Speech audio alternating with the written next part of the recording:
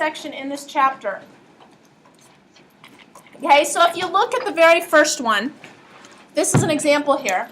16x squared plus 24x plus 9 is the first term a perfect square. Yes. If it is, then we're good. Is the last term a perfect square? Yes? Then it is? Good. Is the middle term twice the product of the square roots of the first and last terms? And so in this case, the best way to do this is, what is the square root of 16x squared? 4x. What is the square root of 9? 3. So is the middle term twice those two numbers, the product of those two numbers? Yeah, it is, because the product of those two is 12x, so double that would be 24x. And so we're going to talk about how you can factor a perfect square trinomial. Because once you have that, you can jump right to the factoring pattern. So first of all, notice here they talk about the symbols in factoring perfect square trinomials. And basically what it amounts to be, this one up here would factor to be 4x plus 3 quantity squared. Okay, that's what it would factor to be. That's your answer. You're done. You don't have to do any more work than that. That is a perfect square trinomial. So here, let's go ahead and look at this example. What is squared to give me x squared? X. Is 16 a perfect square? Yeah, it is 4. So what's the product of x and 4? 4x times 2 is good. So that means I can factor this as x plus 4 quantity squared. Okay? Is x squared a perfect square? Yes. X. What about 9? 3. What's the product? 3x is 6x twice 3x? Yeah. So this one is going to actually factor to be x minus 3. The reason why the minus is because of that. So let's go ahead and look at some examples. Determine whether this is a perfect square trinomial, right? Yes or no. So, is 4y squared a perfect square? Yes. Yep, what is it? 2y. Is 9 a perfect square? Yes. 3. So is the middle term twice that product? Yes. Yeah, because 2 times 3 is 12. So this one would be yes. Bottom one. 9x squared, perfect square trinomial. Yes. What is it? Yes. Last term, perfect square. 2. Is the middle term twice the product of those? No, because what's the product of these? 6x. So twice that would mean this would have to be 12x. So this is a no. Okay, let's look at that one. Okay, 9y squared. Perfect square? 3y. Last term. 4. So what's the product of that? 12y times 2 gives me.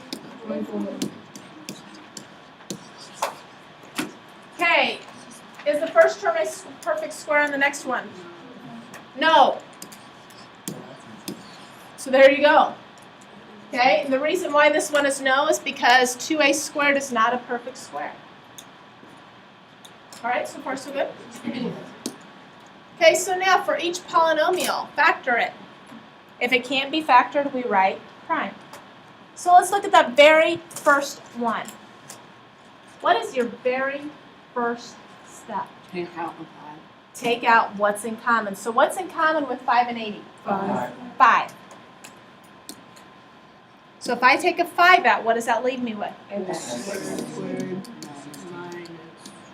16. Good. So then now I look inside, I got 2 terms. What do you know about x squared and 16? They're both perfect squares. Okay, and I've got a difference here. So what is squared to give me x squared? What is squared to give me 16? 4. So I end up having 2 quantities. What will the factoring pattern be? X minus 4, x plus 4, x plus 4, x minus 4. Doesn't matter as long as you have them both. And there you go. So what they're going to do now in this section is they're going to kind of throw everything all into one big pot. Okay? So let's look at that bottom one. Very first thing we do. Is there anything in common? Yeah. 3. No. Nope, 3 doesn't go into 35. So next, is 9x squared a perfect square? Yes. Yep. What is it? Yes. Is 35 a perfect square? No. No, so it's not a perfect square trinomial. So our next option, does anybody remember what our next option is? We do 9 times 35. Yep, good call. So what is 9 times 35?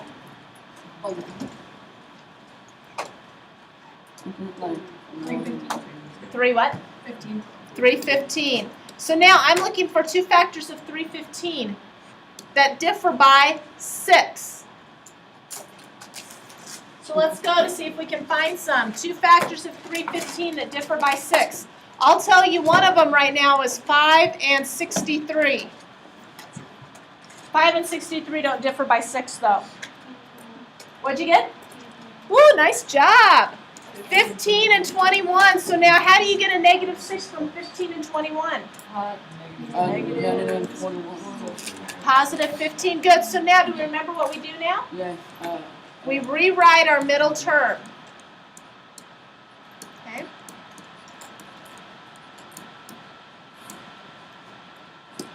So then now what do?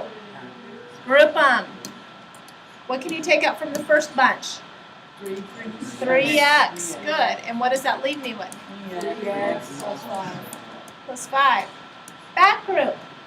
Back there, what can I take out from here? Okay, negative 7. Back group, what does that leave me with? 3x plus 5. Clay, you get to finish it for me because I always go this way. I'm getting tired of going the same order, so we're going to switch things up. So what is this factor to be? 3x plus 5 Okay, times 3x minus 7. good. Any questions? Any questions?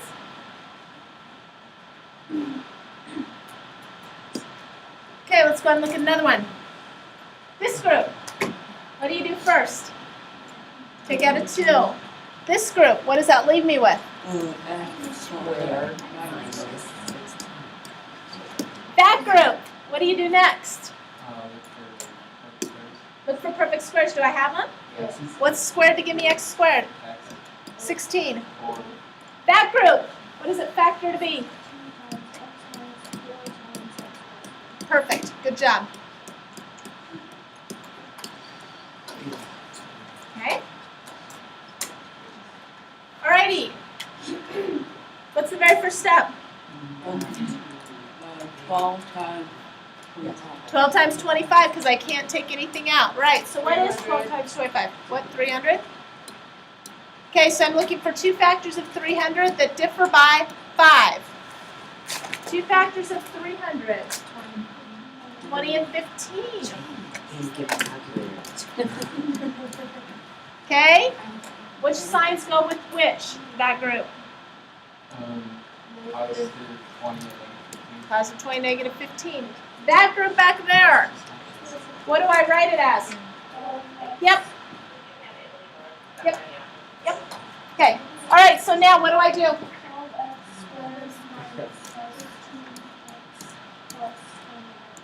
Okay.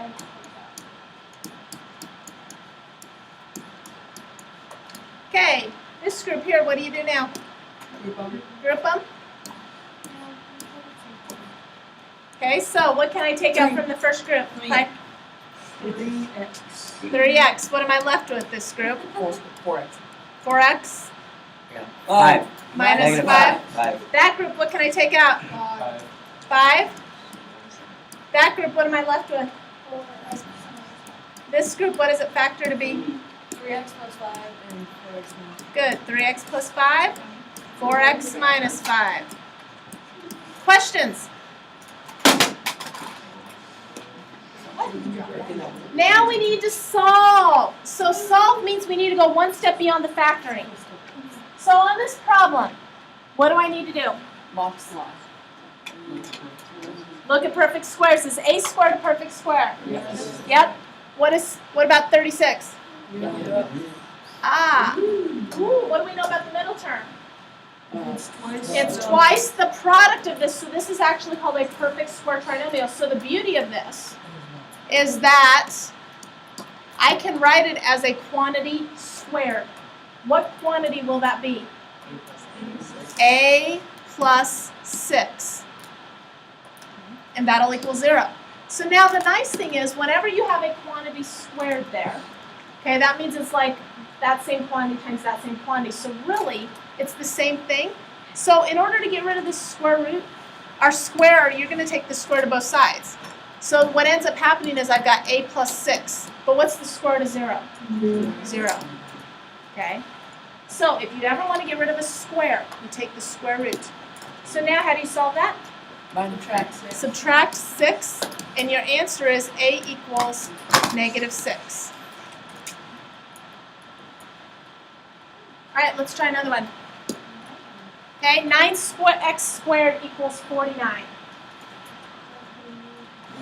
So, what do I need to do? Subtract 49. Move the 49 over. So if I move the 49 over, I end up getting 9x squared minus 49 equals 0. This group, what do you notice? They're perfect squares. What is squared to give me 9x squared? 3x. What's squared to give me 49? 7. 7. That group back there, how does that factor?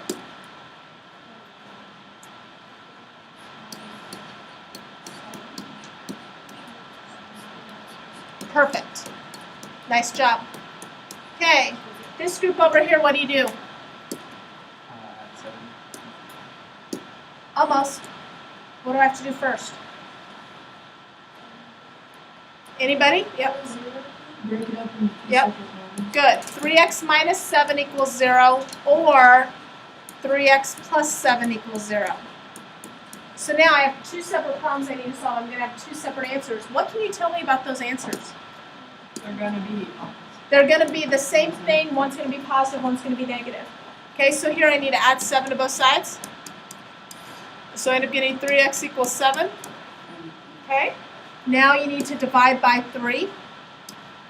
And so x equals 7/3. On this next one, what do? Subtract 7, very good. So 3x equals -7. So then now divide by 3. So what does x equal? -7/3. Okay, so far so good. We've got, looks like one more slide to look at. Ooh, this is a doozy. It's like my favorite problem all day today. What do you think I should do? Get rid of the 64. Okay? Now, one of the things about the square root, okay, is that whenever you take the square root of something, you always have to take the positive and the negative. So that's something to file away, okay? Like ACT things, you know, you're going to have to remember whenever you take the square root, take both the positive and the negative. So here, I end up having x plus 4, correct? On the right side, when I take the square root of 64, I've got plus or minus 8. Now, for those of you that's kind of confusing, this is what I would suggest that you do. Split it up into two parts, since you haven't seen anything like this before. Okay? Now, eventually, you know, I can show you a way that you can solve this and do this all in one step, but I think this is a little easier to understand. So either x plus 4 can be positive 8, or x plus 4 can be negative 8. So how many solutions am I going to get here? 2. Okay. That group, what do you do first? Subtract 4. That group, what do you get? X equals 4. Clay, what do you do next? Subtract 4. This group, what do you get? X equals -12. Okay, so I'm going to get two different distinct answers when you have that. Questions? All right, so you have an assignment for me. Your assignment is on pages 526 through 527, 12 through 33 all. Tomorrow, remember, I'm going to be gone. You have a worksheet, lesson 8, 9. I will go ahead and we'll pass that out tomorrow. Okay, those of you that are gone tomorrow, I'll go ahead and give that to you today. But both of these are due Monday. Questions, you need to come in and see me.